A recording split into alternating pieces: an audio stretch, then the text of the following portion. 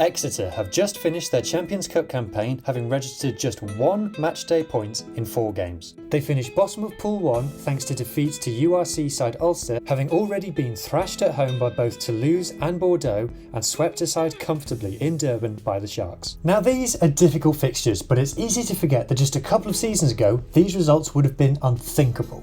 Less than 5 years ago, in 2020, Exeter won the Champions Cup for the first time, beating Racing 92 in the final and completing the League Cup double in the same season. Just under 2 years ago in 2023, Exeter contested a Champions Cup semi-final against La Rochelle. Meanwhile, they have 2 Premiership trophies and 4 runners-up spots, 3 times to the Saracens team that was later found to be financially doping. Ever since their promotion to the top flight in 2010, Exeter have established themselves as one of the disruptors of elite rugby in Europe. Coming from 3rd tier amateurism to sitting at the top table alongside the likes of Leinster and Toulouse. Yet now, in 2025, they find themselves humiliated in Europe with around 200 points conceded in 4 games, including a 69-point hammering at home to Bordeaux, which led some to question the integrity of the competition itself. It's not much better in the league, where, although they are not currently sat bottom, they have won the fewest games in England, just a single victory in 10 games. So what's gone wrong? How has this drop-off happened so quickly? The truth is that the Exeter team that we see on the pitch currently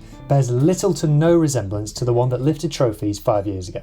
Of the 15 players who took to the field in the final against Racing, 12 had left the club within 3 years of that victory. Since their European crown, Exeter have had multiple summers where well over a dozen players have left the club.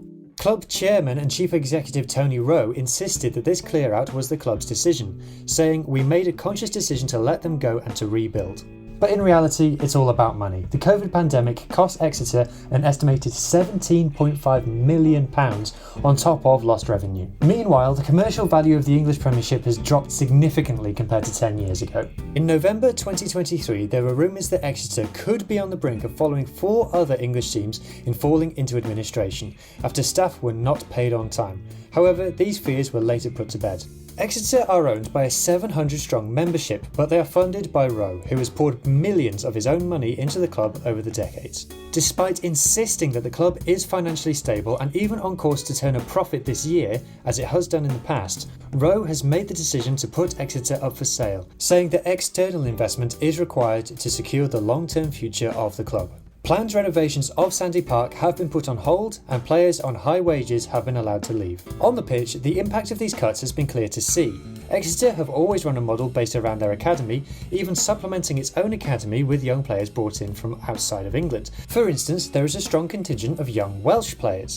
They are currently undefeated in the Premiership Cup development tournament, having won that title last season, but the current generation are struggling to perform at senior level. Exeter's problems on the pitch are numerous. They have the worst gain line success of any team in club rugby, and they rank in the bottom 10 for tackle evasion. What this means is they can neither smash through opposition nor run around them. Meanwhile, their set piece isn't doing much for them either. Against UBB, they lost 7 lineouts on their own throw. They win just 1.9% of opposition scrums, which is the lowest of any team in club rugby. They don't even score off kick returns. It's really a struggle for them. And at the other end of the pitch, 45% of their 22 entries against result in a try being conceded. You have to remember that these stats are being posted in one of the weakest English Premierships we have seen for a long time. I watched a lot of English Premiership clips whilst researching this video, and some of the defending is diabolical. The good news for Exeter is that even though relegation in English rugby is technically now possible, it is still realistically extremely unlikely to happen. Now, it should be pointed out that this decline is unique to Exeter men's team. Exeter women are currently 4th in the PWR and have been runners-up in that league twice.